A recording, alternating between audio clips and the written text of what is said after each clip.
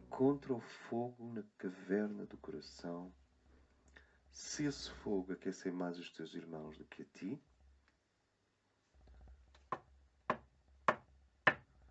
you are an applicant. Tu podes aplicar o teu pedido. Então, esta é a regra básica da hierarquia. É a primeira regra hierárquica. Vocês sabem que nós gostamos de passar de formal a informal o tempo todo.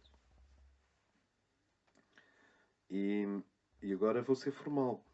Esta é a primeira grande regra. Deixa-me dizer-vos como é que se chamam estas regras.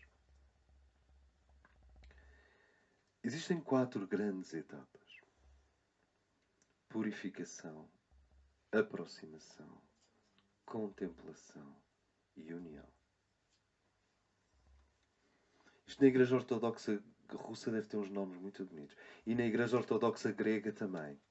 Tipo hipostasis, catarsis. Tem assim os nomes. Catarsis é exatamente a primeira fase. É purificação. Purificação. Eu não sei o que é purificação, porque nós não damos a catequese. Portanto, cada pessoa tem que encontrar o que é a faz sentir limpa ou o que é que a faz sentir menos limpa. Vê o cuidado que eu tenho com as palavras. O que é que te faz sentir limpa e o que é que te faz sentir menos limpo. E é nestes dois polos que se forma a purificação. Purificação, aproximação,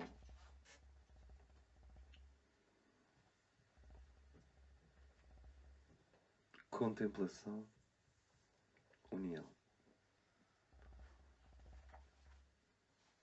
Sem isto, a mónada é uma ideia, e é uma ideia, e é uma ideia, e é uma ideia, e é uma ideia.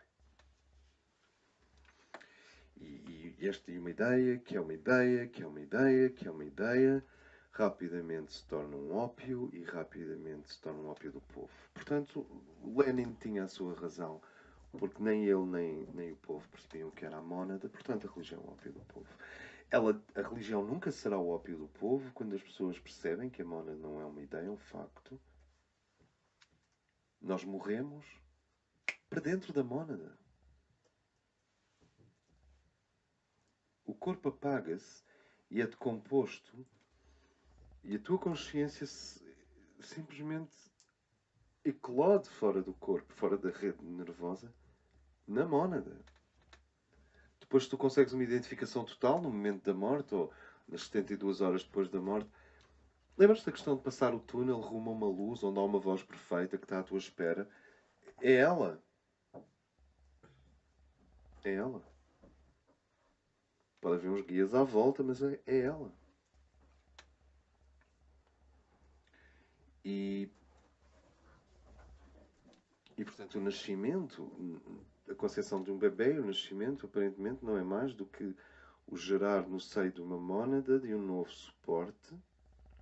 Depois a mónada vai-se concatenando e através da alma e da psique encarna, projeta-se.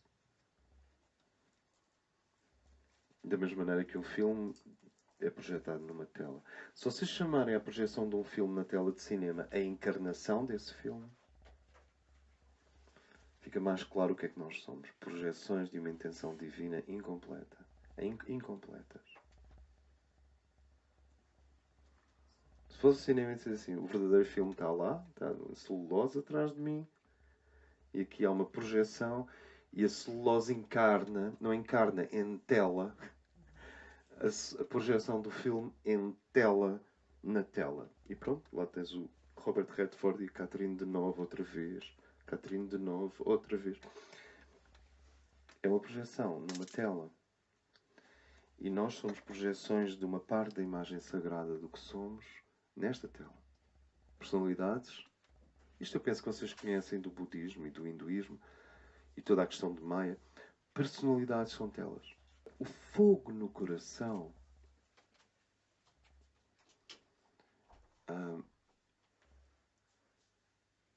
vocês sabem que nós sempre relacionamos a ideia de fogo com a sensação de existir. De estar vivo. Quando as pessoas dizem perdi o fogo. O que eles querem dizer? Mesmo as coisas boas já não me entusiasmam.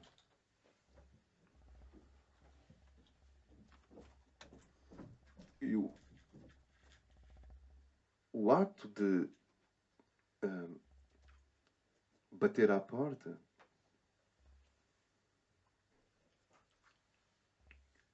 é o ato de dizer à hierarquia, não que a hierarquia não saiba, mas nós precisamos de ter uma ação viril, dramática, volitiva. O ato de bater à porta muda a tua vida. É catastrófico, no melhor sentido da palavra.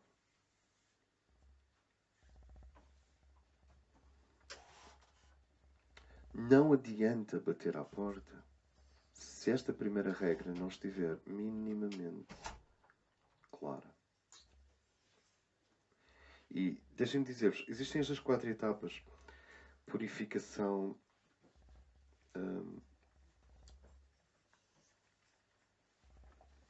eu consigo dividi-las em mais, mas vamos concentrar-nos nestas 4. Purificação, aproximação, contemplação e união. Então, 4 mistérios. O mistério da purificação.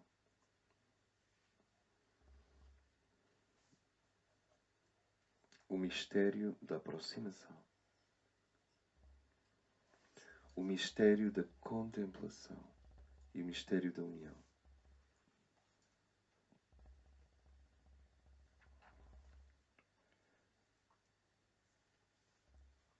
Estas 14 regras que nós vamos passar vêm de um antigo manuscrito tibetano e que foram estabilizadas pela grande tradição tântrica do Tibete. E porquê é que é tântrica? Porque eles não estão muito preocupados com a literatura ou a filosofia, eles lidam mesmo com o ocultismo. Mas estas 14 regras vêm do antigo texto. Mas esse antigo texto, por sua vez, diz que está inspirado num texto ainda mais antigo, que são as Estâncias de Zen, de Blavatsky. Nós temos as Estâncias de Zen, que é um texto não físico, está nos registros acássicos, que eu desconfio que não pode estar muito longe da Tábua Esmeralda de Thoth. Isto é tudo registro de Shambhala dos antigos grandes patriarcas da Atlântida e matriarcas da Atlântida. Os que não se afundaram e que mantiveram as bolhas. Há esta noção de que o melhor da Atlântida conseguiu ir para o Egito, para o Tibete e para a América do Sul. Pelo menos onde há 3 grandes tradições de uma grande perca. No Egito há essa tradição, que depois transmitiu-se à Grécia. Os celtas têm essa tradição também. Mas a América do Sul inequivocamente tem essa tradição. E toda a Ásia tem a tradição de uma catástrofe generalizada também. Mas onde é que quer chegar com isto?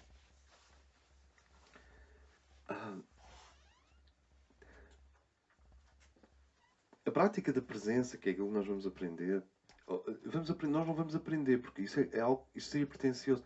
Eu sei que vocês já fazem isso. Dentro de mim eu sei. Uma pessoa sabe coisas dentro de si. Eu sei que vocês já fazem isso. Nós vamos objetivá-la e torná-la hiperconsciente. Não se pretende estar a dizer nada que seja completamente novo. Estas 14 regras, que vêm provavelmente do livro de Zen e que depois sedimentaram-se na tradição esotérica tibetana e a partir da fraternidade transimalaica, foram como ganges descendo até chegar até mesmo à maçonaria europeia. Mas, e quando digo maçonaria, não estou a falar daquela, estou a falar da outra. E portanto, está-se bem. Ou seja, nós estamos a falar de uma tradição forte. Não é uma curiosidade, é uma tradição forte. Chamam-se 14 regras de aproximação a Shambhala. Não são regras de purificação, não são contemplação e não são união. São 14 regras de aproximação. São as 14 regras de aproximação nas relações entre a humanidade e Shambhala. São regras. E são válidas no taoísmo, são válidas no budismo, são válidas no hinduísmo. Porque a técnica de aproximação à verdade é pouco variável. O que é variável é o que é considerado o símbolo da verdade, da religião para religião. Porque Jesus é Deus no cristianismo e é um profeta no Islão. Portanto, há variações do que é a verdade, mas a aproximação a ela não é vaga. E a segunda regra diz que depois de ter certificado que encontraste o fogo no coração e que esse fogo é para doar aos outros, mesmo que não te consigas aquecer a ti, e depois de teres batido à porta, a segunda regra diz que o discípulo deve esquecer que fez o pedido.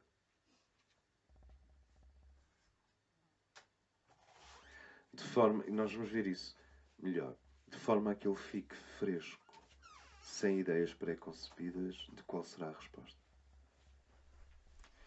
Então, em vez de esquece que fizeste o pedido, que é a segunda regra, eu substituiria por esta noção de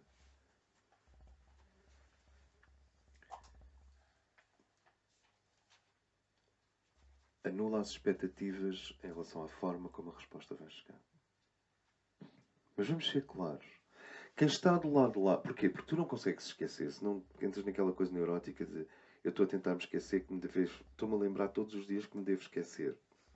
Lembra-te que fizeste o pedido. Simplesmente não adornes o pedido com expectativas. Porque pode ser que depois do pedido tu sejas transladada para o Alasca. Pode ser que depois do pedido surja uma pessoa na tua vida íntima. Pode ser que depois do pedido sejas despedido. Pode ser que depois do pedido recebas o comunicado do hospital a dizer que o órgão para transplante na tua filha ou no teu filho já está disponível finalmente na lista de espera. Eu não sei, mas o que eles dizem é, atenção, a aproximação a Shambhala é organizada. Ordem. A aproximação... Eu vou-vos dar um exemplo de ordem que toda a gente ama. O feto. 9 meses. Por se forem 6 meses é mau, não é? E se forem 11 meses é muito mau. Morre a mãe, morre o bebê. O feto, a gestação humana é um exemplo de ordem que toda a gente gosta. Mas depois tens a maré baixa, a maré alta. E o líquido amniótico. O líquido amniótico. Divisão celular. A divisão celular é um incrível exemplo de ordem. E os mestres dizem-nos que a forma mais rápida de libertar força e energia e corrente é o ritual. Mesmo que tu à superfície possas funcionar de uma maneira aparentemente anárquica, mas lá no fundo tens que manter uma relação ritual com a verdade. Um sétimo raio potente para libertar o calor. E, além da hierarquia de luz que ama rituais, e que diz que o ritual é a forma mais rápida da energia de se movimentar das dimensões superiores para as inferiores, há uma outra hierarquia, com H pequeno, que também gosta de rituais. Que é a que não é da luz. E é por isso que os grupos têm uma grande prova quando entram no nível dos rituais. Porque passam a lidar com muito mais potência do que quando era um grupo teórico a discutir se há ou não governo secreto e teorias da conspiração. Isso é tudo muito interessante, mas são pixels. Quando tu começas a lidar com o real e com rituais que fazem com que a energia latente nos planos superiores emerja e eclode nos planos espaço-tempo, matéria e energia, terceira dimensão. Esse é o ponto. Por exemplo, nós aqui, no trabalho que estamos a desenvolver, temos um mínimo, ou nenhum ritual praticamente, por enquanto. Porque rituais, tal como utilizar um alucinogénico para ver além do véu aumenta a tua responsabilidade social, em vez de a diminuir, como as pessoas gostariam. Tipo, eu estive na Amazónia, fiz ayahuasca, vi o infinito, já não tenho responsabilidades sociais. A minha vida a partir de agora é da Amazónia para o infinito. Não é assim que o eu consciente funciona. Tu vês melhor, vês o possível, vês como deveria ser. E o eu consciente tridimensional está eticamente programado para levar a verdade possível aos outros. É mais forte do que nós. Não disse impor, disse expor. E, portanto, quando falamos de melhorar a sociedade, falamos de visionários que viram e transformaram essa visão em responsabilidade social. E o que a hierarquia diz é a aproximação, a Shambhala, e aqui eu estou a usar o Shambhala como uma síntese de todos os centros internos da Terra. A aproximação, porque Shambhala é uma síntese de todos os centros internos da Terra. Ele é o ponto ômega do planeta, é o ponto de fuga do planeta. A aproximação a Shambhala tem 14 regras. Tem 14 estágios. O que significa que se nós meditarmos em cada um deles, todos os dias, nos primeiros 4, ou nos primeiros 3, não é preciso mais, ou nos primeiros 10, tu começas a fazer um rewiring, a fazer novas ligações aqui dentro. Esse encontrar o fogo no coração é o mesmo dizer permanece eternamente jovem.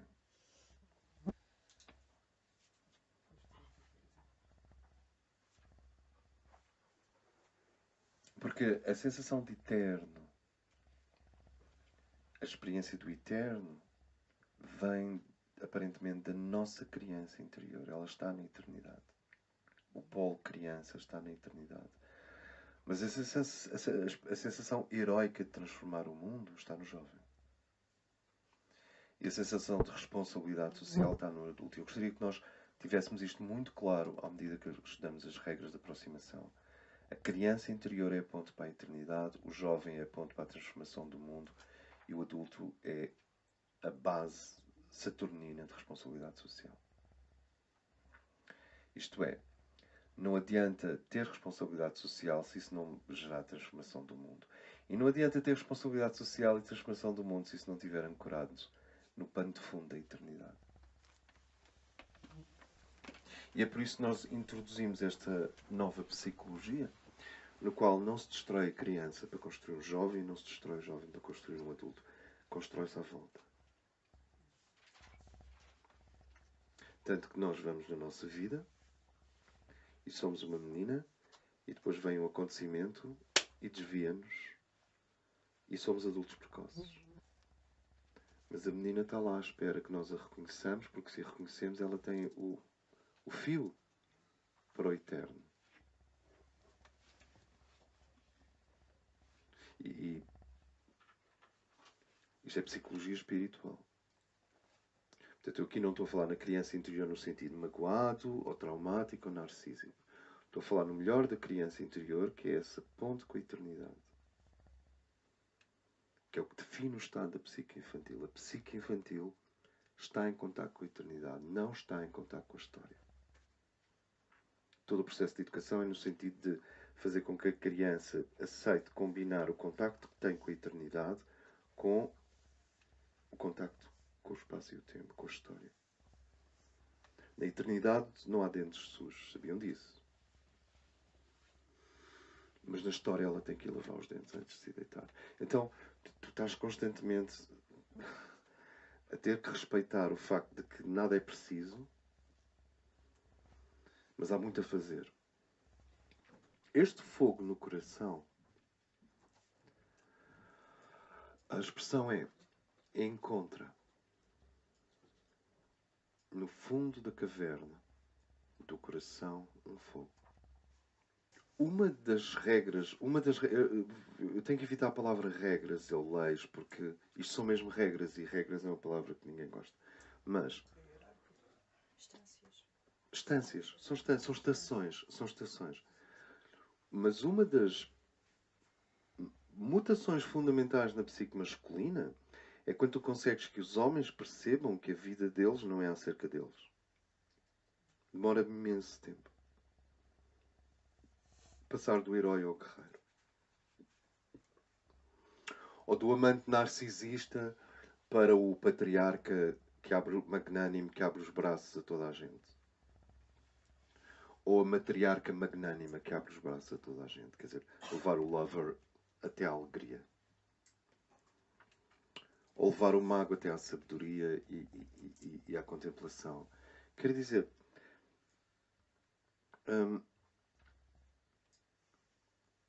quando tu descobres que quando eu descubro que a minha vida não é acerca de mim, não parece, mas quando a minha vida não é acerca de mim, então eu percebo porque é que o fogo brilha para fora. Porque é que o fogo do espírito no coração não brilha para dentro só, mas brilha para fora. Vamos às iconografias. Quem é que se lembra de iconografias que relacionam coração e fogo? E em que tradição? Os Rorik, por exemplo. Os Rorik, o cálice e a chama. O Cristo, o coração ardente. The Fire, o coração ardente de Cristo. Eu não sei, mas qualquer velhinha tem aí uma medalha de ouro com esse coração. It's everywhere. É desse fogo que eles estão a falar. Enquanto o coração ardente de Cristo não estiver reconhecido no teu ser, no meu ser, a aproximação a Shambhala está a ser conceptual. Primeiro solo, primeiro chão, o primeiro pesa caminho para o encontro da Marília. Pesa caminho. O primeiro chão é esta sensação. Eu posso ser todo feito de serradura, mas há aqui uma coisa que transcende a serradura. Eu posso ser todo feito de átomos de serradura, mas há aqui algo no centro do meu ser em relação ao qual eu posso elaborar qualquer tese, mas há, e isso que há, isso que há, precisa da nossa consciência para vir para fora. Este fogo existe por erupção espontânea. Porque assim como a alma se projeta na personalidade sob a forma de psique, a mónada projeta-se na personalidade sob a forma de 3 fogos. Que nós temos visto. O fogo da base da coluna vertebral, que é criativo. O fogo do coração, que é recapitulador do final dos tempos. O amor não é mais do que a recapitulação agora do fim. É o fim agora. Daí se dizer que, por exemplo, no caso do Ocidente, um cristão é alguém que passou a viver do fim para o princípio. Mas eu acredito que se pode dizer que toda a doutrina da compaixão e dos bodhisattvas também passa por aí.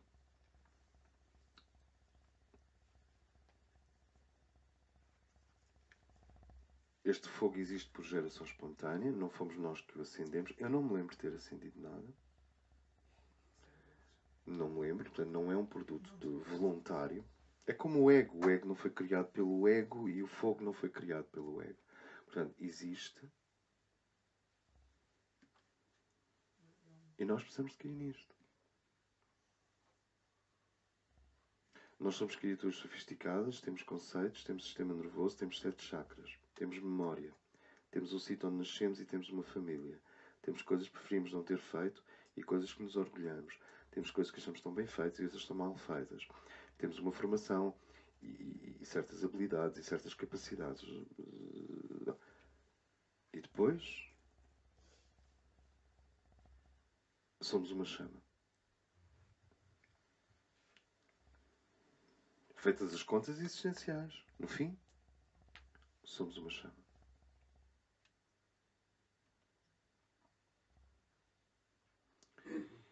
E quando se diz caminha na minha presença e ser perfeito como eu ser perfeito, vamos traduzir isto numa linguagem esotérica, de Shambhala, e não uma linguagem judaico-cristã.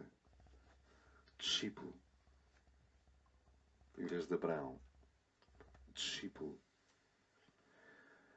Descobre o fogo no coração, na caverna mais profunda do coração, o que implica discípulo, caminha na minha presença.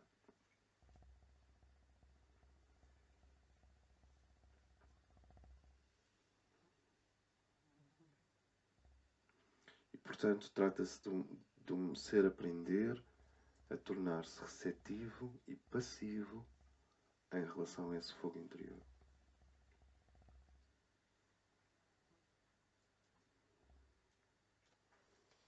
Caminha na minha presença e ser perfeito tem tudo a ver com esta primeira regra que diz: encontra o fogo no âmago do coração, se ele brilhar para os outros, vê o problema da perfeição, e não para ti.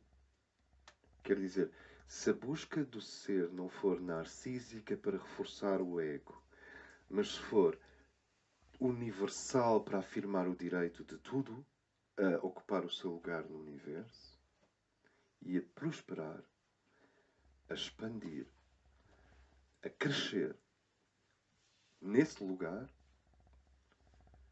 então eu estou a caminho da perfeição.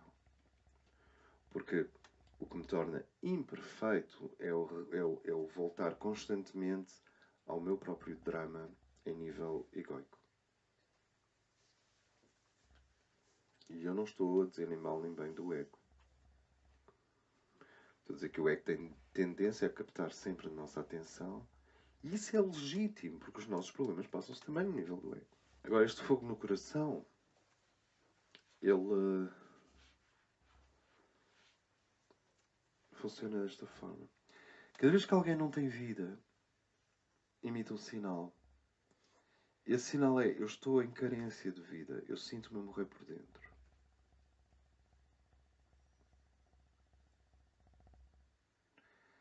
E tu és o discípulo. E acontece como és Abraão, também estás a morrer por dentro. How about that? Só que a diferença entre ti e o homem comum é que tu estás a morrer por dentro para o fogo. Isto é, tu sabes que a diminuição do teu brilho pessoal, o ter chegado ao fim da fase de expansão e conquista do mundo, o ter-te reformado de colecionar símbolos sociais, digamos assim, e o estar a morrer por dentro no sentido que não há afeto, e não há isto, e não há aquilo, e não há aquilo, e não há aquilo, e não há perspectiva. Quando não há, quando tudo isso estás a sentir, no caso de um discípulo, não o impressiona, porque ele sabe que a diminuição do fogo pessoal é a base para o aumento do fogo universal dentro dele.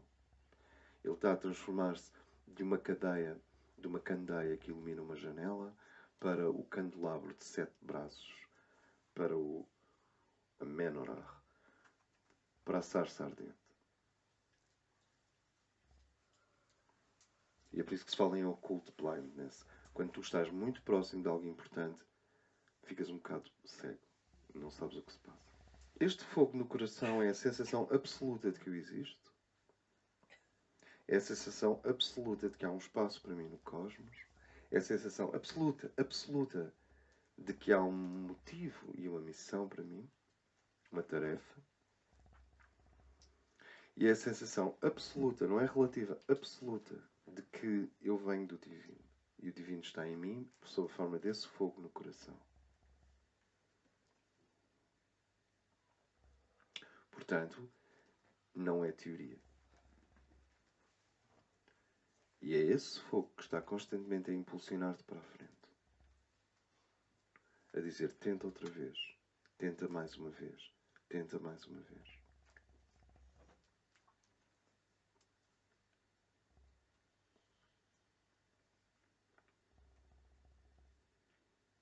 E a segunda regra é: não alimentes expectativas acerca da natureza da resposta. Quando o amor por todos os seres, independentemente de quem eles são,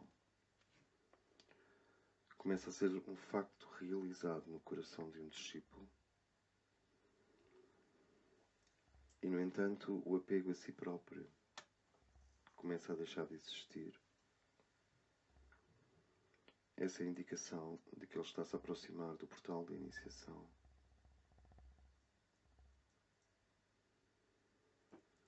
E pode fazer os primeiros preparativos, os primeiros pedidos iniciais, preliminares.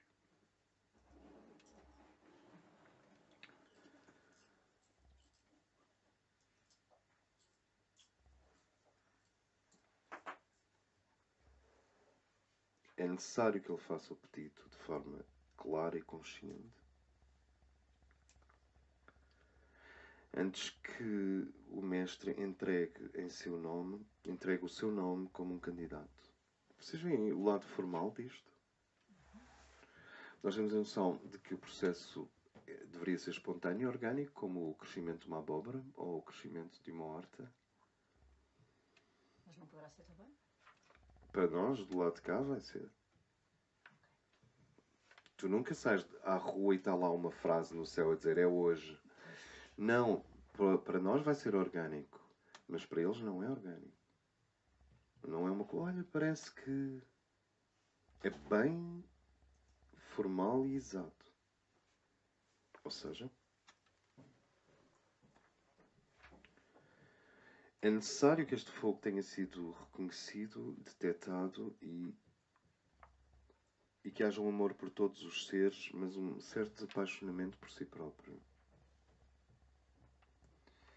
Isto não quer dizer que o ser não tenha autoestima. Quer dizer que ele não tem paixão por si. E eu noto que as zonas onde nós somos mais apaixonados por nós são as zonas onde nós mais levamos na cabeça até perdermos essa paixão. Eu estou com a sensação de estou a dizer clichês atrás de clichês. Mas é assim. Se tu estás muito apaixonado, porque o processo consiste em desapaixonar-se de si. E transformar a paixão por nós próprios em amor por nós próprios, baseado na mesma percepção equinâmina do amor que temos pelos outros. Isto é, nós precisamos de conquistar por nós mesmos o amor que temos aos outros. É o contrário de eu gosto de mim egoicamente e vou gostar dos outros egoicamente. Isso prolonga as relações interpessoais dos egos. O que é bom. O que é bom para certos fins. Mas aqui é chambala.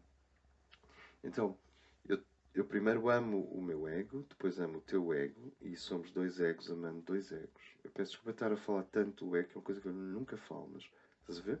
Somos dois egos amando dois egos.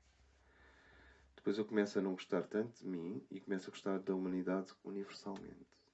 Então é a minha alma que está a ensinar-me a amar para além do ego.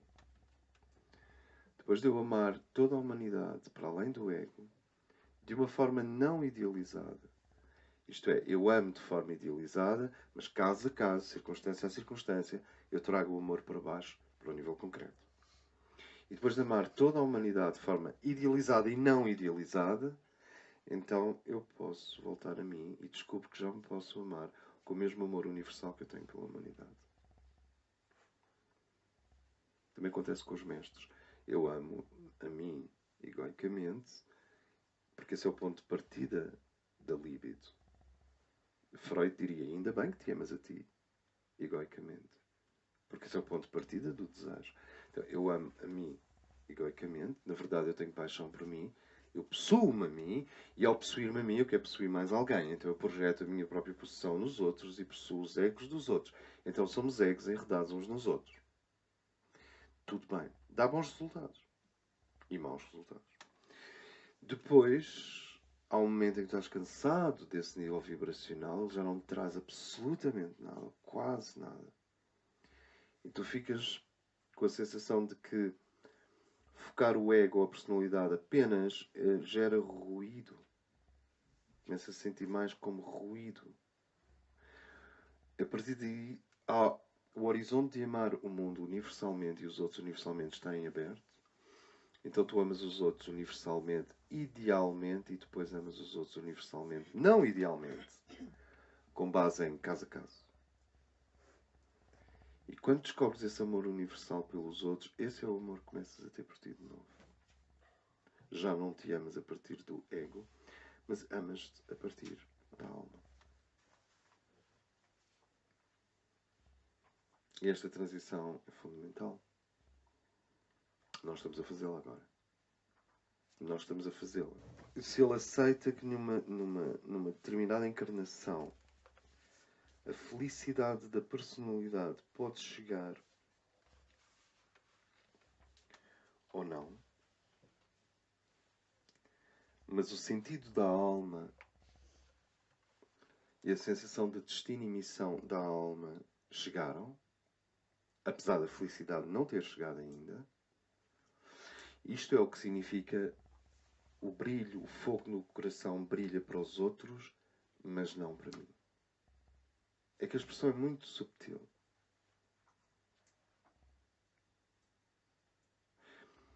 Nós estamos a estudar as 14 regras de aproximação a Shambhala. As 14 regras de aproximação grupal, mas neste caso, especificamente, as 14 regras de aproximação do discípulo, individuais. Os grupos repetem isto no seu próprio coletivo.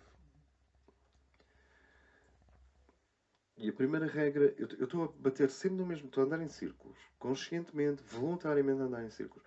A primeira regra diz que há um fogo no centro do teu coração e que eu preciso verificar se ele já está no ponto em que eu amo os outros e só no fim a mim. Ou dito de outra forma, tu amas os outros e podes perguntar, mas qual é a verdade existencial de amar os outros? É impossível, existencialmente. Primeiro começas por fazê-lo com a alma. E depois a hierarquia encarrega-se de trazer a ti os outros do grupo humano que tu irás amar, não idealmente, não romanticamente. Romanticamente no sentido, não idealmente, mas na prática com ações concretas. Porque tu não podes amar na prática e com ações concretas 7 bilhões de pessoas. It's not gonna happen. Há muita gente nas Filipinas que tu nunca vais ver nesta vida. Não há. Portanto, trata-se de amar a humanidade inteira idealmente. Há uma região do ser, esse fogo no centro do coração já é isso. É o fogo da mónada através da qualidade da alma ancorado no coração. Não é opcional, não tem que ser feito, não tem que ser cozinhado. Está lá. Da mesma forma que eu tenho um polegar oponível, na caverna do coração há um fogo que ama a humanidade idealmente. E ama mesmo, é um fogo. Ainda não se traduziu em factos. Ainda não se traduziu em serviço. Porque não somos nós que escolhemos o serviço. É o alto, é a alma e a mónada que trazem o serviço. Então eu não sei quem é que eu vou amar não idealmente. Mas são provavelmente aqueles seres que fazem parte do meu grupo de almas e que estão a reunir-se magneticamente para fornecer uma plataforma de trabalho para a hierarquia. É provavelmente esse grupo. Mais uma ou outra dinamarquesa e dinamarquês no aeroporto. Eu não estou a falar de envolvimento pessoal. Estou a dizer, hey, aquela pessoa pertence ao meu grupo de alma. Mas só a visto durante um quarto de hora.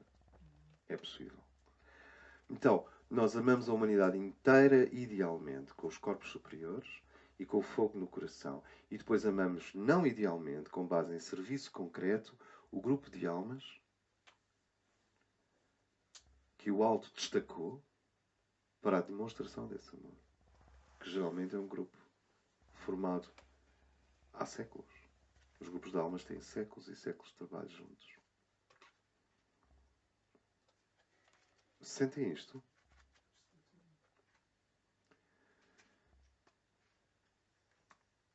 E depois desse amor universal ganhar som e corpo, então eu descubro que é imperfeito não me amar a mim. E, portanto, se eu quero ser Abraão, eu tenho que banhar-me nesse amor universal que eu dou aos outros, em mim mesmo também.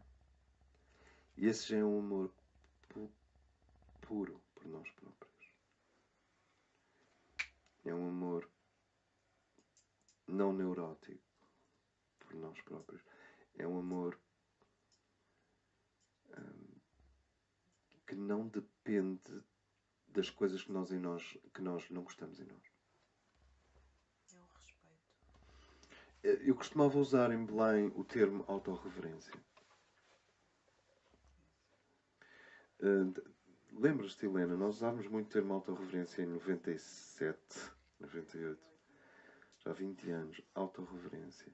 Isto é, eu primeiro esqueço-me de o amor a mim mesmo como ego, amo a humanidade, porque essa é a dinâmica do coração. Depois de amar a humanidade, isso torna-se concreto através de setores de serviço. E depois de eu amar a humanidade, isso torna-se concreto através de serviço concreto, de aliviar a dor dos meus irmãos. Só para usar assim uma expressão um bocadinho do bilhete postal, aliviar a dor dos meus irmãos. Então um dia não há como. Eu descubro, espera, mas eu estou incluído nesse amor universal. E aí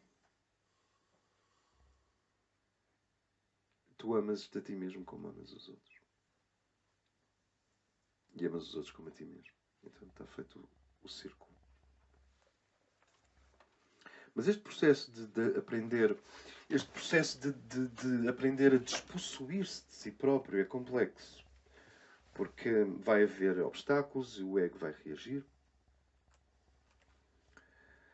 Até que eu explico ao meu ego, mas eu só estou a tentar levar para o teu lugar. Há um lugar para ti. Não é que o ego quer ocupar o lugar que não é dele. É que com a emergência do Renascimento e do Iluminismo, nós pusemos o sagrado fora do cotidiano. Havia mais sagrado no cotidiano na Idade Média do que agora. Apesar de ter outra fase de evolução, nenhum de nós gostaria de viver nessa altura, porque havia imenso obscurantismo ao mesmo tempo. Mas o humanismo e o iluminismo fizeram essa coisa incrível de ao homem o que é do homem. E então o ego ganhou muito mais expressão no cotidiano, na consciência e no cotidiano, do que a psique e a alma. Não admira que o ego tome a dianteira atualmente, porque isso é o resultado das grandes revoluções culturais dos últimos séculos. É para ficar em paz com isso. Em vez de dizer o meu ego. Não, qual o teu ego? O ego de toda a gente. É coletivo. E não é escolha. É coletivo e não é escolha por 4 motivos. Biológicos, ontológicos, quer dizer, quem é que fez o ego? Foi provavelmente o universo. Portanto, é biológico, ontológico, cultural, porque as últimas grandes revoluções culturais favorecem o ego. Mas tinha que ser assim. É biológico, é ontológico, é cultural e é por inércia. Tem a ver com o peso das coisas. As coisas tendem a ficar onde nós as achamos. E o oposto de inércia é fogo. O oposto da inércia é este fogo no coração, é o oposto da inércia. Portanto, se ele não se ocupa, se ele não se importa com o seu sofrimento e a dor do eu inferior,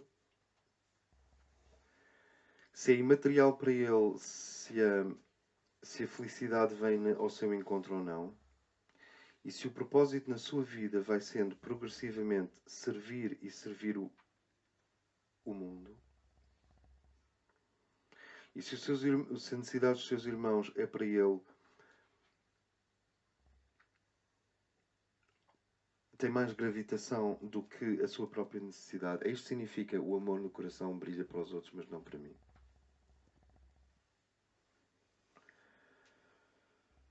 E se o mundo se pode aquecer aos seus pés, então isto tudo indica que o fogo do coração passou da fase oculta à fase de irradiação visível. Os ingleses usam a expressão shining forth.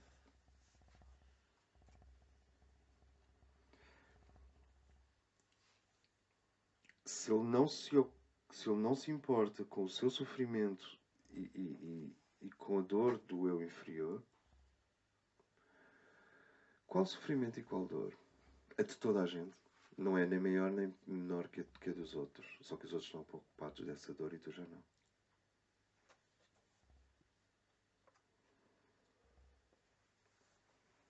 Isto é, tu sabes psicologia suficiente para evitar que a dor aumente. Sabes psicologia suficiente para evitar repetir as coisas que produzem essa dor. E sabes psicologia suficiente para esperar os ciclos de Saturno. E sabes psicologia suficiente para saber, bem, mas o que a minha personalidade precisa também vem aí. Relax. Sabes psicologia suficiente para esperar, para amadurecer, para viver os ciclos de Saturno e para saber que a felicidade não vem toda de uma vez. E vais chegando. Mas enquanto as outras pessoas desesperam e desviam toda a sua energia vital para tentar não sentir essa dor, e com isso não conseguem ligar ao fogo no coração e fazer um trabalho pelo mundo, tu já o fazes. Isto é, tu já consegues, no andar de baixo, sentir a dor existencial, qualquer que seja. Porque não é mais dramática, eu não estou a dizer assim, como tu és um discípulo, vai haver imensa dor existencial. Não. É igual à das outras pessoas. Só que tu estás a criar uma insensibilidade sagrada à dor própria e uma sensibilidade sagrada à dor do mundo.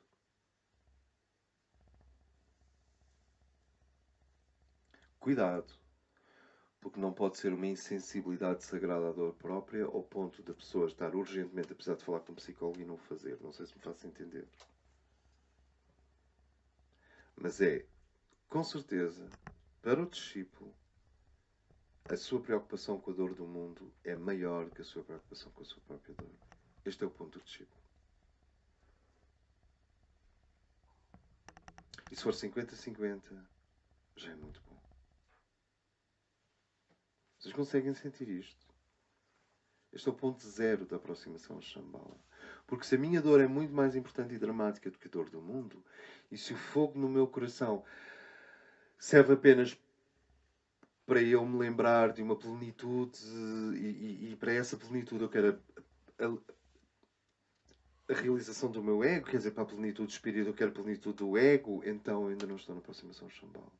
Ainda não fizeste a rotação. Porque isto são 12 regras de aproximação a um centro interno onde estão 200 mestres ascensos.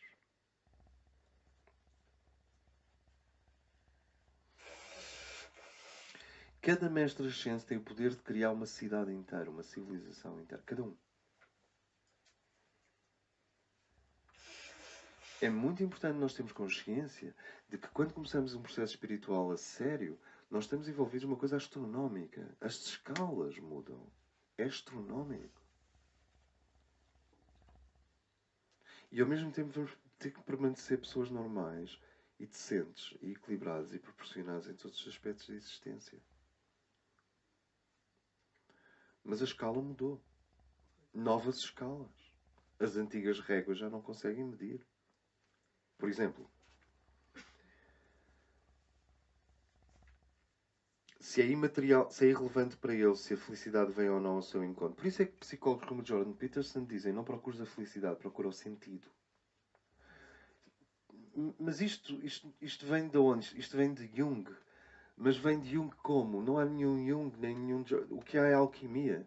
Mas a alquimia vem de onde? Do Egito. O Egito vem de onde? Dos grandes iniciados da Antiguidade Profunda.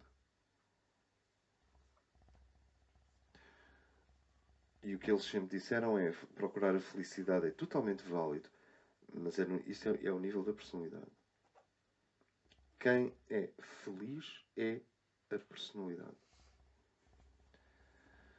Agora, procurar a bem-aventurança e procurar o sentido, que já é uma procura da alma, a alma é que encontra a bem-aventurança, está em bem-aventurança, isso é muito mais raro. E é o que nós estamos a ser chamados a permitir que aconteça. Porque a expressão caminha na minha presença e ser perfeito é mais ou menos assim. Permite que a chuva te molhe. Permite que o sol te aqueça. O que é dito é, caminha na minha presença e então serás perfeito como eu sou perfeito. O que implica que cada vez que nós afastamos a presença divina de nós, vê se eu vou devagar. Quando nós afastamos a presença divina de nós, porque é conveniente, automaticamente temos que lidar com a imperfeição. Sozinhos. Quando não afastamos a presença divina de nós,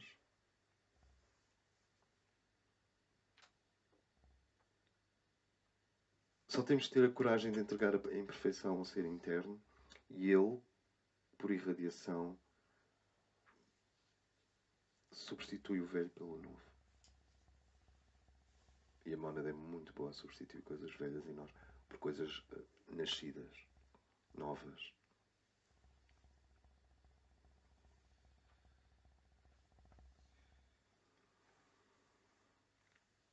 Se o propósito da sua vida é servir e salvar o mundo, e se, os seus, e se as necessidades dos seus irmãos são para ele o grande momento, mais do que a sua própria necessidade, então é o fogo do amor irradiando do seu ser e o mundo pode aquecer-se aos seus pés. E notem que a frase é muito clara. Aos seus pés. O que é muito... O que é que isto quer dizer? Quer dizer que o mundo precisa de discípulos. Profundamente. Há frio e o mundo precisa de discípulos, porque os discípulos são uma fonte de calor. Permitam-me insistir, isto não é nada... Nós dizemos assim, mas eu não consigo fazer isto. Não, é a mónada que está a fazer em ti gradualmente, da mesma maneira que tu não sabes quando é que a gelatina passou a sólida. Porque foste lá ver antes e estava líquida ainda. Mas de repente passou meia hora e já está sólida. É um processo mágico, invisível, misterioso. Mas já está a fazer. O sinal é que o sofrimento dos teus irmãos passa a ser mais importante que o teu. Isto é antidepressivo, logo, imediatamente. A menos que tu tenhas um trauma de tal forma poderoso que estás preso ao sofrimento, isso tem que ser abordado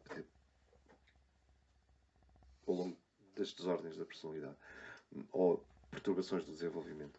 Mas, de uma maneira geral, tu sabes que o caminho para Shambhala abriu-se porque o sofrimento dos outros é mais importante que o teu próprio sofrimento. É simples, é insofismável. Não há como complicar isto.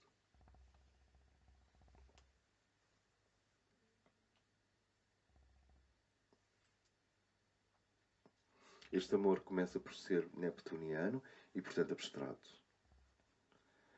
Tu estás na varanda, sozinho, na Serra da Estrela, e dizes: eu sei que há algo em mim que ama a humanidade inteira. Isto é muito prático. Mas aliviar a dor da humanidade é mais importante do que aliviar a minha própria dor. Aqui eu já cheguei. É claro que tu podes fazer o alívio das duas.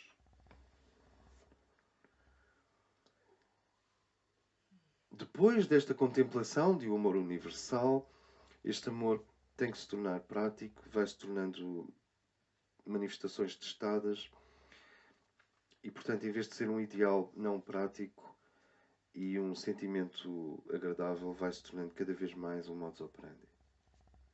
Um leitmotiv para a existência. Qual é o motivo da minha existência?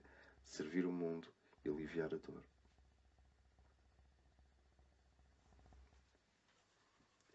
Vocês veem como estamos longe de... Senhor de Shambhala, abre o portão da cidade sagrada porque eu quero ler os livros secretos. Estamos muito longe disso. Estamos só aqui. Qual é o sofrimento mais importante para ti? Esta é a pergunta. O teu? Que é igual ao dos outros. Eu não estou a dizer que tu sofres mais que os outros ou menos. O teu? A tua cruz? Vamos usar a expressão cristã. Qual é a cruz mais importante para ti? A tua ou da humanidade inteira? That's the point. E é isto que depois pesas no caminho para Shambhala.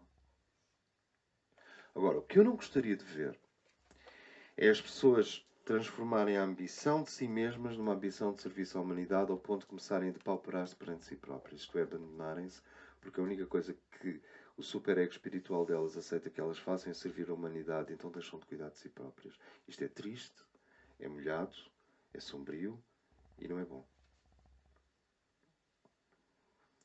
Portanto, voltamos à regra dos 98-2. Dá 98 à humanidade, mas tira 2, ou 3, ou 4, ou 5 para ti. Constrói-te. Mantém-te sofisticado, alerta, ágil, com os olhos abertos, como uma águia. E, apesar de que a grande... Porque isto não tem que ser complicado.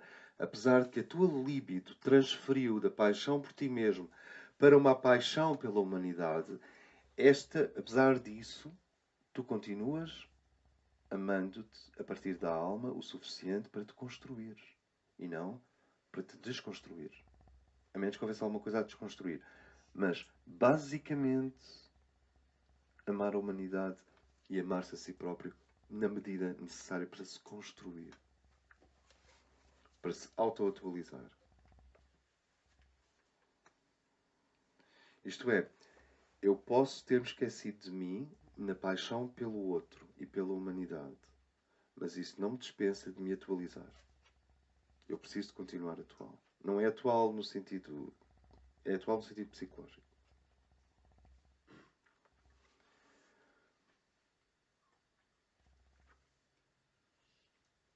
E isto é através dos testes na vida. Isto é, depois de eu ter dito, eu acho que cheguei lá. Isto é maturidade, não é construção. Vocês não constroem maturidade. Parece-me. Nós podemos construir automóveis, casas, mas não maturidade. Maturidade vem com o tempo. Agora, há indivíduos incrivelmente maduros aos 22 anos de idade. Mas a maturidade, porque vem de vidas anteriores, mas a maturidade vem com o tempo. Esta maturidade é o que Shambhala, a primeira coisa que Shambhala vê. Isto é, se Shambhala é a cidade de Deus na Terra, num plano sutil, e podíamos lhe dar tantos outros nomes, há um olho na porta. E a primeira coisa que o olho vê é onde é que está a tua libido. Isto é, onde é que está o teu entusiasmo. Isto é, onde é que está a tua paixão. E se o indivíduo já viveu a reconversão da libido de si para o mundo, para a humanidade, então... Mas isso eles detectam em segundos. Este ser está pronto. Ele ama mais a humanidade que a si próprio. Esta é a primeira chave.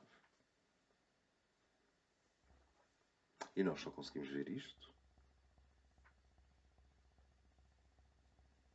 porque encontramos esse fogo no coração.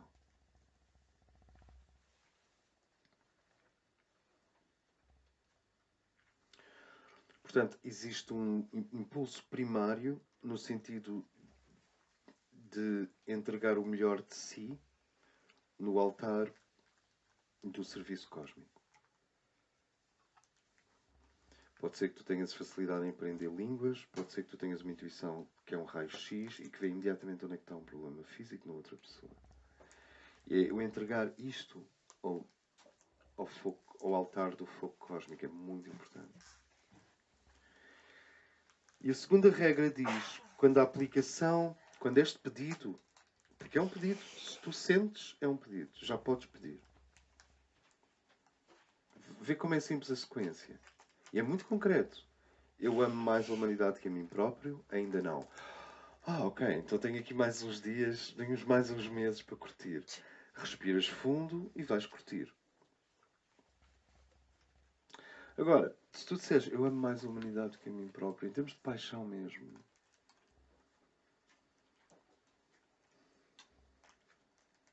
isto é fácil para um Capricórnio. Mas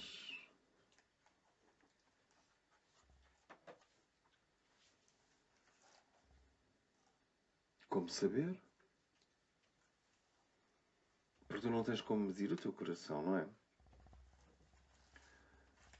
Tu podes dizer eu amo 50% a humanidade, 50% eu próprio, está bem equilibrado.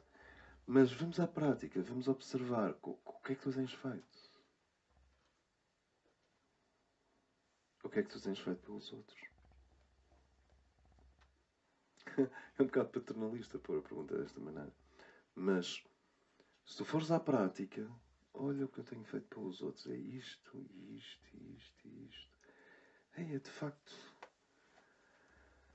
Quase sem dar por isso, eu imolei a minha personalidade para aliviar a dor do mundo. Mesmo que eu não acredite que tenha aliviado nada de especial, mas isso já são, tipo, mesurabilidades.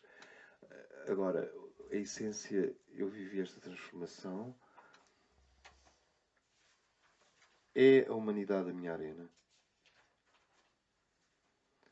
Vai devagar, porque há tanto sexto raio nisto, e há tanta idealização e... Uau! Grandes assuntos vocês estão a falar no fim de semana. Isto tem que ser feito. Esquece... Lamento que seja um grande assunto. Mas lamento que seja um dos assuntos centrais da literatura clássica. Lamento que seja a matéria-prima dos estoicos. Lamento que seja central em Platão e Sócrates. Lamento que isto tenha prestígio cultural e moral. Lamento. Preferia que fosse uma coisa que nunca ninguém ouviu falar. Mas já soube falar muito disto. Viver para os outros. Com todas as devidas ressalvas de que tu não podes viver para os outros ou pode não ficares com 5% para ti, porque senão entras em patologia. Se tu não tiras aquela colher, entras em patologia. Porque de repente vives para os outros de uma forma que começa a ser destrutiva para ti. Eu lamento que isto tenha tanto prestígio espiritual. Agora, pragmaticamente, isto tem de ser feito. Isto tem de ser feito. Portanto, o meu primeiro pedido é: Senhor, dai-me a maturidade de amar mais a humanidade do que a mim mesmo.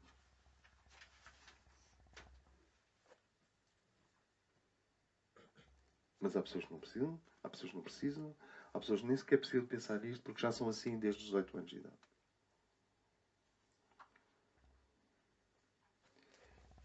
E isto deve ser soado 3 vezes.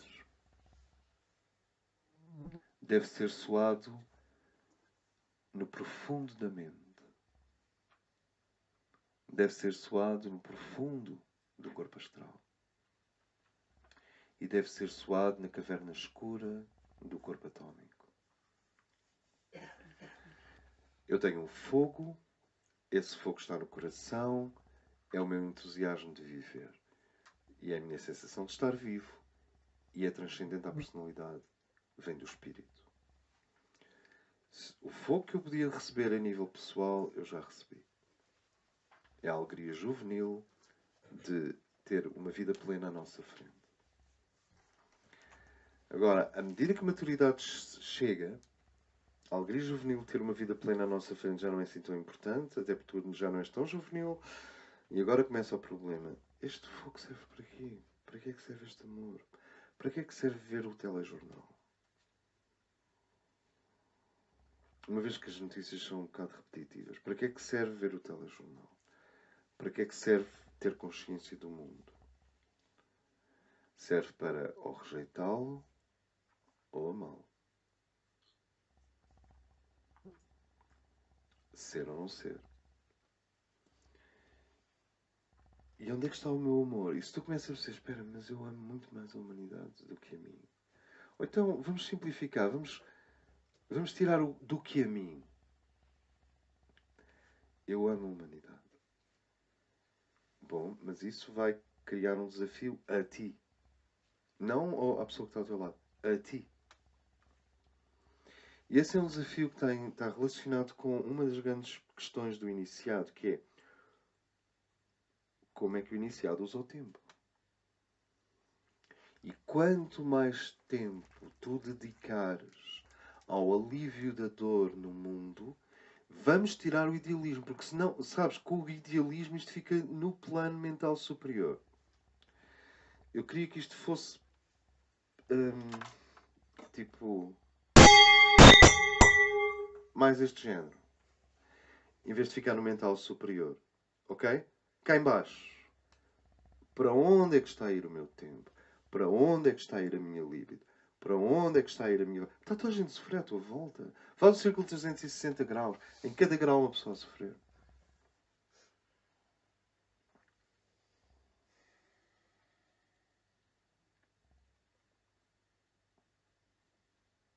Esta coisa no centro vai ao encontro dos 360 que estão a sofrer à minha volta, ou fica retida cá dentro.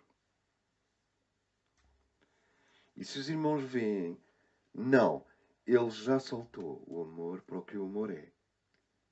Que é para redimir, curar e transcender o passado. Afinal, o amor é o fim, no princípio, no durante. É para onde vamos todos, no durante.